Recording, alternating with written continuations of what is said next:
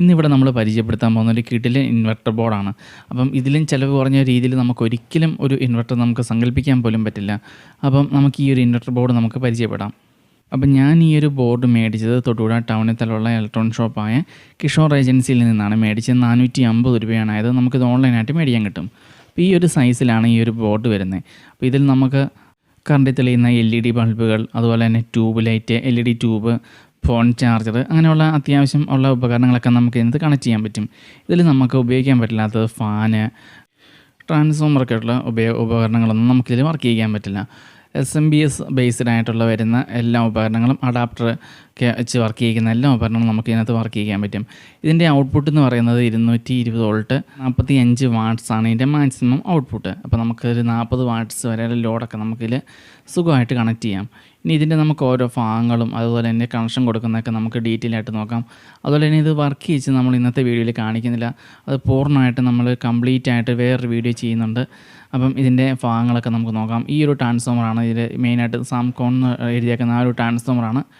ഇതിൻ്റെ ഒരു DC-നെ AC ആക്കി നമുക്ക് ലൈറ്റൊക്കെ തെളിക്കാനുള്ള ഒരു പവർ വരുന്നത്. അതുപോലെ തന്നെ ഔട്ട്പുട്ട് വരുന്ന ഈ ഒരു റിലേയോട് ചേർന്ന് വരുന്ന ആ ഒരു ഭാഗത്താണ് ഈ റിലേ വെച്ചേക്കുന്നതിൻ്റെ ഉദ്ദേശം എന്ന് വെച്ചാൽ ചേഞ്ച് ഓവറിംഗ് ആണ്. അതായത് ഇതിൽ നമുക്ക് ബാറ്ററിയിൽ നിന്നുള്ള പവർ എടുത്തുകൊണ്ട് നമുക്ക് വർക്ക് ചെയ്യുന്ന സമയത്ത് നമ്മൾ ഇതിൽ AC ഓണാക്കുന്ന, അതായത് കറണ്ട് ഓണാക്കുന്ന സമയത്ത് ഇതിൻ്റെ ഔട്ട്പുട്ടിലേക്ക് നമുക്ക് ഡയറക്റ്റായിട്ടുള്ള കറണ്ടിൽ നിന്നുള്ള ലൈനാണ് നമുക്ക് കിട്ടുന്നത്.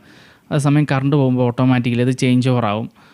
അതുപോലെ തന്നെ ഈ ഒരു ഭാഗത്താണ് ഇതിൻ്റെ ഓൺ ഓഫ് സ്വിച്ച് വരുന്നത്, ഇൻവെർട്ടർ ഓണാക്കുന്നതിൻ്റെ സ്വിച്ച് വരുന്നത്. ഈ 2 വയറാണ് നമുക്ക് ബാറ്ററിയിലേക്ക് കണക്ട് ചെയ്യേണ്ടത്. അപ്പോൾ ഇതിലേക്ക് കണക്ട് ചെയ്യാൻ ശരിക്കും പറയുന്ന ഒരു ബാറ്ററി 12 വോൾട്ട് 7Hൻ്റെ ബാറ്ററിയാണ്. അപ്പോൾ 7Hൻ്റെ ബാറ്ററി ചാർജ് ചെയ്യാൻ തന്നെ ഇതിൽ തന്നെ ഒരു കറണ്ടിൽ തന്നെ നമ്മൾ AC ഓണാക്കുന്ന സമയത്ത് നമുക്ക് കറണ്ട് വെച്ച് ചാർജ് ചെയ്യാൻ പറ്റും. അതുപോലെ തന്നെ ഈ ഒരു സോക്കറ്റിൽ നമുക്ക് 12 വോൾട്ടിൻ്റെ സോളാർ പാനൽ കണക്ട് ചെയ്യാം. ഈ ഒരു ഭാഗത്ത് നമുക്ക് ഔട്ട്പുട്ടാണ് കിട്ടുന്നത്. 12 വോൾട്ട് ഔട്ട്പുട്ട് കിട്ടും.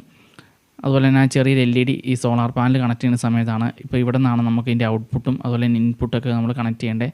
നടുക്ക് കോമൺ, ഈ ഒരു സൈഡിൽ നമ്മുടെ AC-ന്, ആദ്യം കാണുന്ന പിന്നിൽ ഈ ഒരു പിന്നിലാണ് നമുക്ക് ഇതിൻ്റെ ഔട്ട്പുട്ട്, ഈ ബോർഡിൽ നിന്നുള്ള ഔട്ട്പുട്ട് കിട്ടുന്നത്. നമ്മൾ പുതിയൊരു ബോർഡ് മേടിക്കുന്ന സമയത്ത് ഇതുപോലെ കണക്ഷനൊന്നും എഴുതിയിട്ടൊന്നുമില്ല. അപ്പോൾ ഈ ഒരു ഭാഗമാണ് ഇതിൻ്റെ ഓൺ ഓഫ് സ്വിച്ച്. അപ്പോൾ ഇവിടെ നമ്മൾ 2 വയറൊക്കെ നമ്മൾ സോൾഡ് എടുക്കണം. ഈ നടുക്കത്ത് ഇതാണ് ഇൻവെർട്ടർ ഓൺ ആകുമ്പം പച്ച ലൈറ്റാണ് ഇതിൻ്റെ ഈ ഒരു AC ഓണാക്കുന്ന സമയത്ത്. ബാറ്ററിയുടെ ചാർജിങ് ടൈമിൽ ഈ ലൈറ്റ് ബ്ലിങ്ക് ആയിക്കൊണ്ടിരിക്കും. മൂന്നാമത്തെ ഈ റെഡ് LED ഇതിൻ്റെ ഫാൾട്ടിൻ്റെ സമയത്ത് എന്തെങ്കിലും കംപ്ലൈൻറ്റോ കാര്യങ്ങളൊക്കെ ഉണ്ടെങ്കിലാണ്, അല്ലെങ്കിൽ ബാറ്ററി ചാർജ് തീർന്ന് ഇൻവെർട്ടർ ഓഫ് ആകുന്ന സമയത്തൊക്കെ ആ റെഡ് LED തെളിഞ്ഞിരിക്കും. പിന്നെ ഈ ഒരു ബോർഡിൻ്റെ കൂടെ നമുക്ക് ഇതിൽ കണക്ട് ചെയ്യേണ്ട കേബിളുകളൊന്നും കിട്ടില്ല. ബാറ്ററിയിൽ കൊടുക്കേണ്ട 2 വയർ മാത്രമാണ് ഇട്ടുള്ളൂ. ഇതിൻ്റെ ഓൺ ഓഫ് സ്വിച്ചിൻ്റെ അവിടെ നിന്നും അതുപോലെ തന്നെ ഇതിൻ്റെ AC ഔട്ടും AC ഇന്നൊക്കെ കൊടുക്കേണ്ട ഈ ഒരു ഭാഗത്തു നിന്നൊക്കെ ഉള്ളതൊന്നും പിന്നെ അതിൻ്റെ കണക്ടറൊന്നും നമുക്ക് കിട്ടിയിട്ടില്ല. അപ്പോൾ അതൊക്കെ നമ്മൾ വയർ സോൾഡർ ചെയ്തെടുക്കേണ്ടി വരും. അപ്പോൾ ഇതിൻ്റെ കണക്ഷൻ കാര്യങ്ങളും ഒന്ന് നമ്മൾ ചെറുതായിട്ട് റഫായിട്ടൊന്ന് പറഞ്ഞെന്നുള്ളൂ. അപ്പോൾ ഈ ഒരു ബോർഡിനെ കുറിച്ച് നിങ്ങൾ കൂടുതൽ അറിയണമെങ്കിൽ അതല്ലെങ്കിൽ ഇതിൻ്റെ വർക്കിംഗ് വീഡിയോ ഒക്കെ വേണമെങ്കിൽ നിങ്ങൾ കമൻറ്റ് ചെയ്താൽ മതി. ഇന്ന് നമ്മൾ ജസ്റ്റ് ഒന്ന് പരിചയപ്പെടുന്ന മാത്രമേ ഉള്ളൂ ഈ ഒരു ബോർഡ്. അപ്പോൾ 450 രൂപയാണ് കടയിൽ നിന്ന് മേടിക്കുമ്പം. ഓൺലൈനായിട്ട് മേടിക്കാൻ കിട്ടും. ഓൺലൈനിൽ ഇതിലും കുറച്ചും കൂടി പൈസ കൂടുതലാണ്. അപ്പം ഇത്രയും ഒരു സെറ്റപ്പ് കമ്പോണൻസ് ഒന്നും അത്ര സെറ്റായിരിക്കില്ല, നല്ലതായിരിക്കില്ല.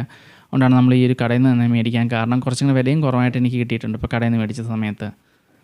ഇപ്പോൾ സാധാരണ രീതിയിലൊരു ഇൻവെർട്ടർ നമുക്ക് വീട്ടിൽ വെക്കണമെങ്കിൽ നല്ലൊരു റേറ്റ് ആകും. അപ്പോൾ നമുക്ക് കുറഞ്ഞ ചിലവിൽ നമുക്കൊരു കൂടിപ്പോയ ഒരു ബാറ്ററിയും കൂടെ കൂടി നമുക്കൊരു 1500 രൂപ ചിലവ് വരുവാണെങ്കിൽ, 1500 മുടക്കുവാണെങ്കിൽ നമുക്ക് നല്ല കിടിലൊരു ഇൻവെർട്ടർ ഉണ്ടാക്കിയെടുക്കാൻ പറ്റും.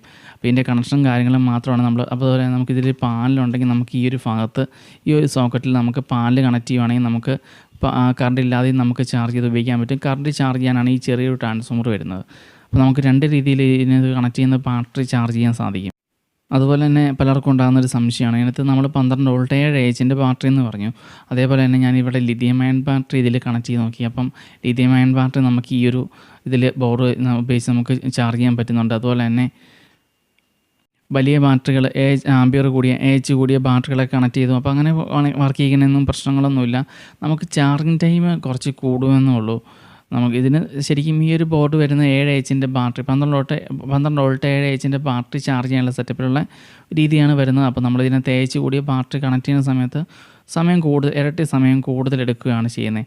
അപ്പോൾ നമുക്ക് വേറൊരു ചാർജർ കൂടി അഡീഷണൽ ഉണ്ടാക്കിയെടുക്കുകയാണെങ്കിൽ നമുക്ക് വലിയ ബാറ്ററികൾ ഉപയോഗിക്കാൻ പറ്റും. അപ്പോൾ നമുക്ക് നല്ല കിടിലിനായിട്ട് എല്ലാവർക്കും സിമ്പിളായിട്ട് ചെയ്യാൻ പറ്റുന്നൊരു ഇൻവെർട്ടർ ബോർഡാണിത്. അപ്പം ഇതിനെക്കുറിച്ച് ഉള്ള അടുത്തൊരു വീഡിയോയിൽ നമ്മൾ ഡീറ്റെയിൽ ആയിട്ട് ഇതിൻ്റെ വർക്കിംഗ് എല്ലാം കാണിച്ചു തരുന്നുണ്ടാവും. പുതിയൊരു വീഡിയോ ആയിട്ട് വീണ്ടും കാണാം.